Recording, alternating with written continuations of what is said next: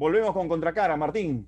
¿Qué tal las ¿Qué tal, vacaciones? Manuel? Nueva temporada, las vacaciones, bueno, dentro de las posibilidades, bien, ¿no? Por supuesto, con todas las medidas de seguridad por la pandemia, por Sí. supuesto. Mientras a ustedes les llega la vacuna y a mis compatriotas y a todo el mundo les llega la posible vacuna, todos tenemos una vacuna a mano. Es una vacuna que sirve mucho, que por supuesto yo le llamo vacuna, pero si en verdad nos lavamos las manos, usamos la mascarilla correctamente y mantenemos una distancia o evitamos las aglomeraciones, eso es muy efectivo. Lo que pasa es que la gente está ya aburrida de escucharlo, pero funciona bien si uno lo cumple y uno puede evitar enfermarse de forma bastante razonable con esa vacuna mientras esperamos la verdadera vacuna. Básicamente, al estar el sistema de salud todo integrado y digitalizado, en el momento que tienes dos vacunas, ya se sabe que tienes dos vacunas. Y lo que hace el Estado es incluso por una página web sumamente rápido, puedes entrar casi 10 minutos o menos te toma sacar un pasaporte verde si hiciste todas las cosas, ¿ok? Y al final lo que haces es enviar una petición, ven que todo está en orden, recibiste las dos vacunas y te dan un pasaporte verde. ¿Qué es lo que implica esto? Es también un incentivo. ¿Quieres ahora ir a un concierto? Los conciertos están abiertos solamente a personas que tienen pasaporte verde. O en algunos casos se piensa hablar sobre personas que tienen el chequeo muy reciente de COVID, ¿ok? Al final es también un incentivo. Ahora, ¿qué es lo que es? Básicamente te dan un código, ¿ok? Como un código para escanear en el teléfono. Pueden chequear que te vacunaste 2 veces y puedes entrar a las actividades. El mundo ya es claro. El mundo ya definió estos 3 espacios. El mundo no quiere que emitamos por encima, o elevemos, perdón, la temperatura por encima de 1.5 grados de aquí a fin de siglo. Para lograr esa meta, el mundo se ha propuesto ser de emisiones netas cero de carbono al 2050. Para lograr ello, gran parte del mundo ha establecido una meta de reducción de emisiones al 2030 de al menos 50% de reducción. Y para eso el mundo está transitando 4 transiciones. La de la energía, la de la industria, la de la infraestructura y las ciudades sostenibles o los ambientes construidos y la del cambio de uso del suelo. El mapa es clarísimo, sabemos por dónde caminar, pero encaminémonos. El problema, Martín, es que esta es la novedad más anunciada cada 5 años, ¿no? Esto es como, me hacían una pregunta en el Trome, y yo le digo, esto es como el buque del Doctor Strange, es una cosa que se repite cíclicamente, ¿no? Oye, qué miedo, ya viene el voto del sur, ya viene el voto del sur. Oye, pero te has asustado en el 2016 con Verónica Mendoza, te asustaste en el 2006 y en 2011 con Humala. Así Entonces, es. ¿qué hacía pensar? ¿Qué razonablemente hacía pensar que ahora no te ibas a asustar? Lo que pasa es que la campaña 2021 ha sido endemoniadamente centralista, ¿no? Las batallas campales se han armado en Twitter, en redes sociales, ¿no? Claro, y se ha olvidado lo más elemental de la política, que es la disputa de territorios. Y la disputa de territorios ha sido algo en lo que Pedro Castillo y Johnny Lescano, que luego comenzó a decaer, que han entendido, que entienden como entiende cualquier estratega político elemental. Parto la elección en 4 filtros, digamos, o 4 ejes, que tradicionalmente se han usado como munición antifujimorista, digamos. Corrupción, anticorrupción. O sea, los moralistas, los buenos versus la corrupción de Keiko. Esa arma o esa munición no se va a poder utilizar o no la va a poder utilizar Pedro Castillo teniendo a Vladimir Cerrón al costado. Claro. Claro, porque tiene esqueletos en el armario gigantescos. El arma democráticos versus autoritarios. Tampoco, porque la propuesta de Castillo es tan autoritaria como la de Keiko Fujimori. Conservadurismo, progresismo. Menos, porque Castillo es tan o más conservador en términos de género o de matrimonio gay o de educación que lo que puede ser la propia Keiko Fujimori. Entonces, en lo que sí se diferencian radicalmente y donde va a estar la gran batalla ideológica es en términos del modelo. Pero ahí la ventaja la tiene Castillo porque la gente mayoritariamente está molesta con el modelo. En términos generales, no es cierto que al Perú le haya ido mal, ¿no? Si tú ves en comparación con el resto de los países de América Latina y en el mundo, los últimos 25 años en el Perú han sido envidiables desde el punto de vista macroeconómico. La tasa de crecimiento del Perú ha sido la más alta de Latinoamérica, ¿no? Y eso se nota, por ejemplo, en el acceso que tiene el Perú a los mercados internacionales de crédito. Eso se nota, por ejemplo, en el incremento de las reservas internacionales, en la estabilidad macroeconómica de precios, la estabilidad fiscal. Todo está conectado y te dice que, digamos, el Perú, de seguir en la senda de crecimiento que ha seguido por los últimos 25 años, con tiempo, ¿no? Empezaría a básicamente acercarse mucho a los países que envidiamos, ¿no? Creo que hay un problema de desinstitucionalización tremendo en el país. Yo participé muy activamente en la recuperación, en la lucha por la recuperación de la democracia allá por el año 2000, 2001. Y yo recuerdo mucho el sueño que teníamos todos, éramos bastante menos canosos entonces, de que esta reconstrucción democrática fuera también una especie de refundación republicana, de refundación de instituciones. No con la idea de empezar desde cero, porque esa siempre es una idea peligrosa, pero sí una idea, digamos, de refundación en el sentido de que había que fundar sobre lo que ya existía algo mucho mejor que lo que había habido antes. Eso fracasó. Fracasó por muchas razones, porque nuestros gobernantes, nuestros dirigentes no supieron entender que eso era lo más importante, que lo más importante no era el corto plazo, sino eso, y desde luego porque muchos de ellos fueron, además de eso, tremendamente corrompidos y gentes con muy poco sentido de estadista. Si la juzgamos por sus resultados del 16 a esta parte, Keiko es fatal. Claro, Keiko sí. no deja de equivocarse. Es un descalabro, ¿no? No deja de equivocarse.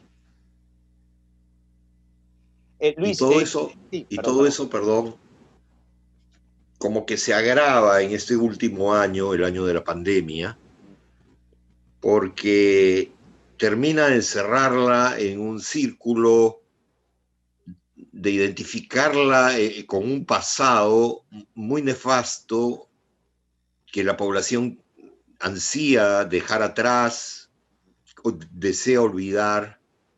Entonces, en ese sentido es que Keiko es su peor enemiga. La clase media en Chile creció en 23 años del 23 al 58%. En Chile tenemos el mayor PIB per cápita de América Latina, el segundo ingreso per cápita después de Panamá, con un nivel de pobreza del 8%. Yo creo recordar que en 1990 era del 38%, todo esto antes de la pandemia, con un auto por cada 4 habitantes. Hace 25 años era un auto cada 15 habitantes. O sea, evidentemente que ha habido un espectacular crecimiento económico en nuestro país. ¿Qué ha pasado? Bueno, lo primero son las falsas promesas.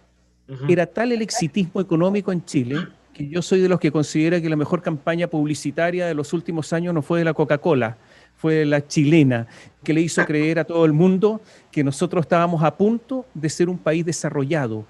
Y toda la clase política en algún momento le dijo a los chilenos, estamos cerca. Todo medio puede tener una línea editorial adversa, ¿no? Uno versus otro. Pero lo que no puede hacer es pretender que la línea informativa siga la línea editorial. ¿No es cierto? A ver, yo creo que en periodismo la objetividad es una ilusión, es una fantasía. Nadie puede ser 100% objetivo. Siempre te va a tirar un poco tu historia personal, lo que sufriste, tus ilusiones sobre el futuro. Entonces, ser objetivo es difícil. Pero lo que sí hay que tratar de ser es neutro. Y yo me temo que el camino de la neutralidad hace rato que se ha dinamitado con nuestros medios. Hace rato. Es muy preocupante. Y en vez de que, los medios traten de apaciguar la polarización, lo que están haciendo en realidad es acicatearla, ¿no? Entonces sí, es un escenario muy, muy, muy preocupante para mí, muy preocupante. La sociología electoral es más o menos la misma. La distribución geográfica del voto en mapas coincide mucho, casi es calcada. pero el curso político de quienes resultaron elegidos derivados de esas votaciones ha sido muy distinto. El destino de Fujimori, mire usted cuál fue. El destino de Ollanta, mire usted cuál fue. El destino del señor Castillo, si finalmente el jurado termina nominándolo como el ganador de la elección, no sabremos cuál será. Aún no sabemos cuál será. Porque en relación a este punto, es claro que si es el señor Castillo, pues sabemos quién ha sido elegido, pero en realidad no sabemos qué hemos elegido. No sé si el antifujimorismo fue tan potente como en el 2016. En el 2016 creo que fue más poderoso, en el 2011 también, ¿no? En esta ocasión creo que también hay de las dos cosas, ¿no? Hay un poco de cambio, hay un poco de continuidad con otras elecciones. Creo que en esta, creo que la coyuntura hacía muy difícil que una candidatura como la de Keiko Fujimori pueda ganar, ¿no?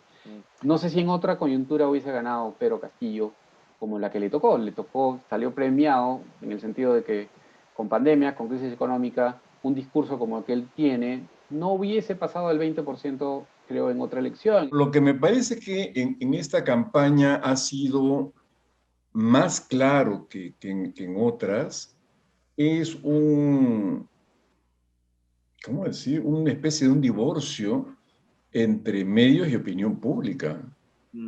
O sea, los medios han ido en una dirección y la mitad y un poco más del electorado en otra completa. O sea, no un poco distinta, completamente distinta. Entonces, eso yo creo que hace pensar un poco, bueno, qué ocurre con los medios de comunicación que tienen más presencia en la opinión pública. Me parece que ese es el dato más destacado, digamos. Y lo otro es, claro, digamos, no se logra, o de repente en estos años, quién sabe, pero no se logra establecer un campo, no sé, de derecha, de izquierda y un centro político más o menos estabilizado. Finalmente es comprarle a privados que están en una posición de dominio, ¿no? O sea, no es tan fácil, no es un mercado libre, ¿no? Es un mercado, como lo hemos podido ver, y sigue siendo todavía muy exclusivo, por lo tanto, efectivamente con una posición de dominio muy clara, y no solo frente a compradores dispersos, sino contra estados, ¿no? Los estados han tenido que negociar y han tenido que aceptar condiciones que en otras oportunidades no se hubiese aceptado para nada. ¿Cómo qué condiciones, doctor? Eso sería importante tenerlo en claro. ¿Qué condiciones han sido atípicas en este tipo de negocios? Empezando los precios. Son precios de monopolio. Pues. Entonces te dicen es tanto y compras o no compras. Se creó un grupo multisectorial que la Cancillería coordinó para nuevamente enterarnos sobre todo y estar en mejores condiciones de tomar decisiones. Pero esta comisión multisectorial, por ejemplo, nunca tuvo la facultad de negociar con los laboratorios. Simplemente fuimos un articulador de este esfuerzo nacional. Después de la firma de los primeros contratos, esta comisión se desactivó y entonces empezamos a trabajar de una manera diferente. Yo diría, sobre todo, facilitando el contacto con los laboratorios, ya no para los contratos, sino para la asignación de dosis. Era un proceso distinto. Y luego también tuvimos alguna participación, pero junto con otros ministerios. El informe final de la Comisión de la Verdad relataba todos los hechos ocurridos a partir del inicio de la llamada lucha armada por parte de Sendero, pero también nos hablaba de los antecedentes que permitieron pues, que una persona tan desequilibrada como Guzmán pudiera, a partir de su cátedra de Ayacucho, formar a una serie de personas con poco criterio en el fondo, y que lo tomaron a él como líder y como mesías. Es verdad lo que ustedes señalan en el sentido de que hubo una especie de condición favorable para que Sendero pudiera desarrollarse. Y esta fue la de la extrema desigualdad y el lugar, si quieren, realmente terrible en el cual se encontraba buena parte de la población peruana, especialmente la población andina y quechohablante, ¿no? La izquierda en el Perú tradicionalmente ha tenido una serie de recetas que no se han actualizado, que hay múltiple evidencia de que no ha funcionado ni en América Latina ni en el resto del mundo, pero no abandonan esas banderas, ¿de acuerdo? No las modernizan, simplemente siguen para adelante, ¿no? Entonces, de alguna manera, o son irreflexivos en términos del impacto que podría tener en el bienestar de la población, empleo, pobreza, etcétera, o creen pues que pueden conseguir ambas cosas, seguir con su agenda y que al final pues es un bluff, que va a seguir habiendo inversión privada, va a seguir creciendo y va a seguir generando empleo. Y la evidencia de lo que muestran los países, los salvas, es que eso no es así. No tenemos que llegar al caso de Venezuela para comprobarlo. Basta que vayamos a casos como Argentina, Ecuador o Bolivia, el ejemplo que más les gusta usar, ¿no? A pesar de que hay pedidos incesantes para que de una vez decante cuál va a ser el rumbo de su gobierno, me pareciera que él no quisiera quedar mal con nadie, que él no quisiera que, digamos, ninguno de estos grupos se la aparte, probablemente por el cálculo de que, y eso es un poco lo que abona también a que el gobierno no haga cambios, hay una oposición mucho más concentrada en buscar vacar, ¿no? A toda costa, ¿no? Y así como tú tienes un conjunto de personas que tienen un rasgo muy infantil desde el lado de la izquierda, también tenemos, en el lado de la oposición, personas demasiado radicales que abonan precisamente a que el presidente Castillo no haga el corte respectivo. Porque él puede decir, ok, si yo me desprendo del grupo de Cerrón, finalmente ¿con quién me quedo? Yo creo que estos aliados que ahora dicen que apoyaron al gobierno, en realidad son en parte responsables de este desmadre, ¿no? O sea, el haber defendido a Bellido creo que no se los va a quitar nadie en el futuro, ¿no? Creo que muchos han perdido capital político ahí. Me parece que Castillo tuvo una mirada muy chiquitita de lo que era gobernar, que era casi un coteo entre diferentes fuerzas.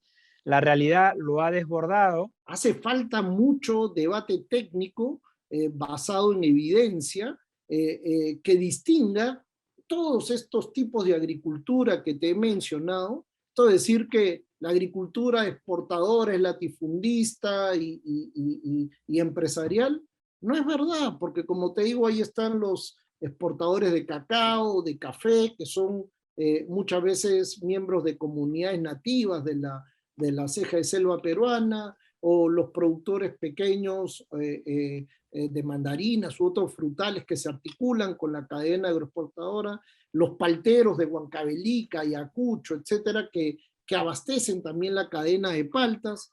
Entonces, no tienen un diagnóstico certero y esa materia gris que está creando la política económica está basada más en prejuicios e ideología trasnochada desde mi punto de vista. ¿Por qué ganó Pedro Castillo, digamos? ¿No? O sea, ¿cuál era la posición de Pedro Castillo y qué era lo que representaba? Y yo creo que, digamos, él representaba varias cosas. En primer lugar, más allá de la izquierda, representaba primero la política de las provincias, la política de las regiones, que es bien importante. Y pienso que una de las situaciones de oposición de los últimos años en el Perú ha sido precisamente la política Lima-regiones. Se percibe desde las regiones diversas. Soy una persona que trabaja mucho en las regiones. Bueno, por la pandemia no he estado viajando, pero claro. Sin duda antes de la pandemia estuve viajando mucho por Cajamarca, Bancay, Cusco, etcétera. Y bueno, en las regiones se percibe esta oposición Lima con Lima, ¿no? Se percibe que la mirada, por ejemplo, de los medios de comunicación, de los grandes medios de comunicación, es muy centralista. Entonces, pienso que desde el sur andino, desde también los Andes del norte, desde Cajamarca y desde la Amazonía incluso, u otros lugares del Perú, había un reclamo por un político que no sea de Lima. Lo que digo es que, primero, no hay liderazgos opositores. ¿quién es el líder de la oposición? No hay, Segundo, claro. no hay una cohesión parlamentaria y en eso se parece mucho oficialismo y oposición. Entonces hay mucha inconsistencia y hay falta de control político real en el marco y los cánones de nuestra Constitución. Y seguimos en espacios en ambos extremos, algunos hablando de vacancia, otros hablando de disolución, llegando a los maximalismos. Sí es cierto que cuando uno no tiene como economía, sobre todo economía primaria exportadora, un saludable ambiente bloqueado o digamos inhibido de conflictos sociales, evidentemente eso afecta el empleo formal, el empleo no precario, Martín y Manuel, y sobre todo el empleo sostenible. ¿Por qué? Por una razón muy sencilla. Economías como la nuestra, como Chile, como Colombia, no descansan el crecimiento económico en consumo, en demanda. Descansamos en la inversión, o dependemos, si queremos verlo así, en inversión extranjera directa, ¿verdad? O en general, inversión privada. Y si no tenemos un buen entorno, evidentemente eso sí afecta, repito, el empleo formal, no precario y sobre todo sostenible. Y con esto termino rapidito. ¿Por qué? Porque el Estado, el gobierno, a través del gasto público, no puede garantizar el empleo de este tipo. No puede garantizar un empleo, evidentemente va a dar un empleo formal, pero no es sostenible. Las condiciones del liderazgo son quizás innatas, ¿no? Él ha tenido un liderazgo en su momento en el ámbito sindical, pero cuando eso se ha trasladado al Palacio de Gobierno, ya la cosa cambió y realmente uno tiene que estar preparado. Y eso es una lección para todos. Yo creo que uno tiene que estar preparado para gobernar, ¿no? Pues, es decir, uno tiene que tener cierta carrera política, cierta carrera, digamos, inclusive dentro del servicio público, para poder entender cómo funciona el Estado. Y creo que uno de los problemas del presidente Castillo es que no conoce cómo funciona el Estado, y ojalá que aprenda rápido, ojalá que pueda él, además, asesorarse, porque uno de los problemas que tenemos en el Perú, Manuel y Martín, es lo que yo llamo el alto gobierno. La forma en que está estructurado el alto gobierno tiene una serie de problemas para quien llega a ser presidente, porque Palacio de Gobierno es un edificio muy solitario, y es un edificio además que genera ciertos elementos hasta psicológicos del personaje, porque lo atrapa, termina atrapando al presidente, termina aislando al presidente inclusive de la realidad a veces, porque solamente reciben cierta información, y nuestra precariedad está básicamente en cómo se organiza la presidencia de la República. Pero discutimos todavía la parte económica separada de la parte de la agenda ambiental, de la agenda climática. Y tenemos que entender que uno de los aspectos más importantes que afecta a la economía es justamente la agenda, el clima, los fenómenos climáticos. En el reporte anual que ha hecho el World Economic Forum para el año pasado, por primera vez, 5 de los riesgos más altos para la economía están vinculados al clima, los 5 primeros riesgos. Entonces, si no entendemos que el tema climático a quien le va a afectar directamente no solamente es a las personas, a la salud, sino a la economía, entonces no le estamos dando el valor que tiene, la importancia que tiene. Y entonces en otros foros a los cuales los gobernantes de nuestros países le prestan mayor atención, como por ejemplo APEC, ¿no? No discutimos esos temas. No es que la gente quería la revolución hoy día, ni tampoco es que ahora se haya vuelto completamente católico conservadora. Más bien, lo que está es con una disconformidad estructural que hace que elijan con mucha fuerza e incluso con un poco de rabia, siempre a lo contrario. Subsidian electoralmente muy fuerte al que se pone como gran contendor de lo que hoy día está de moda o de lo que está en el poder. Nosotros tenemos distribuidas en este momento a nivel nacional 7,5 millones de dosis de vacuna para 6 millones de dosis que tenemos que colocar. Significa, por tanto, que hay 1 millón que ya tenemos para seguir administrando en terceras dosis. Vamos a tener un ingreso de 8 millones de dosis más. Entonces, ¿qué es lo que les quiero decir con eso? Yo en este momento tengo proyectando vacunas para diciembre y todo el primer trimestre del otro año. O sea, proyección de tercera dosis está. ¿Qué es? Por eso es lo que nosotros tenemos que hacer, y lo hemos conversado con el comité consultivo y los expertos. Necesitamos cerrar las segundas dosis.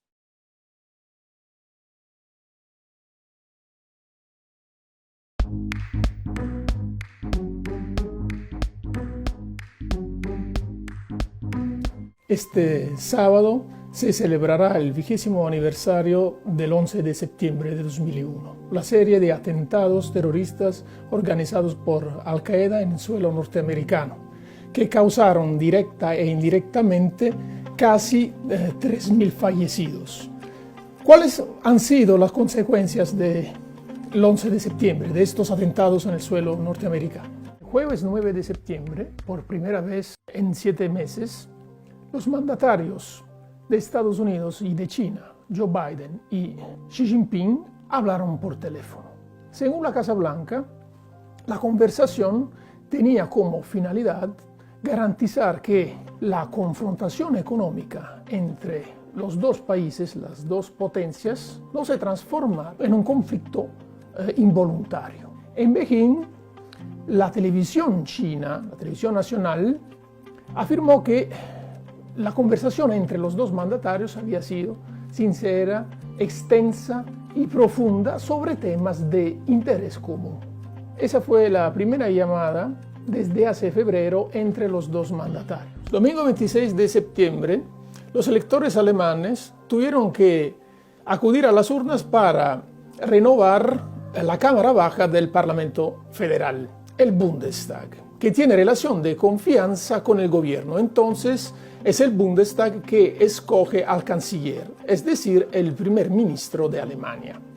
Se ha tratado de las elecciones más inciertas de los últimos 16 años, después de la era de Angela Merkel, la lideresa de la Unión Democrático Cristiana, que recién dejó de liderar su partido. El 3 de octubre, el Consorcio Internacional de Periodistas de Investigación reveló cómo parte de la élite mundial ha utilizado un entramado de fideicomisos y sociedades fantasmas en sitios como las Islas Vírgenes Británicas, Panamá o el estado de Dakota del Sur en Estados Unidos para ocultar su propia riqueza, revelando casos de evasión fiscal y también lavado de dinero. Por cierto, los paraísos fiscales atraen a corporaciones legítimas, celebridades, multimillonarios y criminales también. Durante meses, más de 600 periodistas en 117 países han estado revisando alrededor de 12 millones de archivos. El mandatario ecuatoriano Guillermo Lasso ha declarado el estado de excepción en todo el país por la duración de 60 días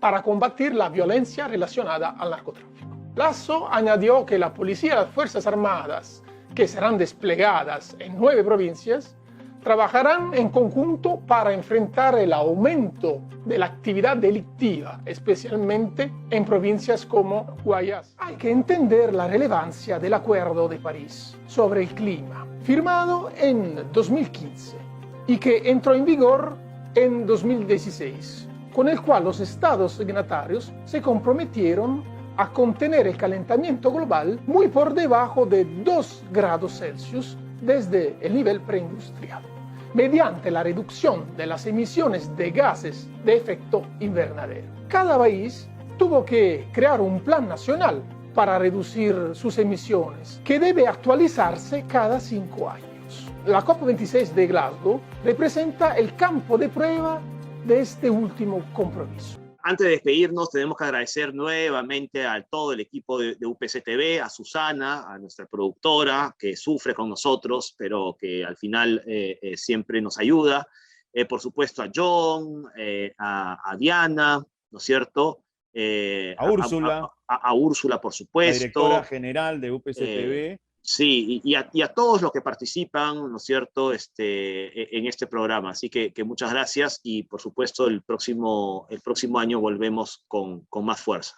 Sí, refrendo lo de Martín. Agradecemos a todo el equipo de UPC TV, bueno, a nuestro director Úrsula Fren, como lo he dicho, a nuestro director John Locio, a Susana, producción, a Diana Yalico, pero también quiero agradecer a mi amigo y colega Martín Higueras públicamente, porque este trabajo es arduo, no es fácil poder llevar a cabo UPC TV contracara todas las semanas.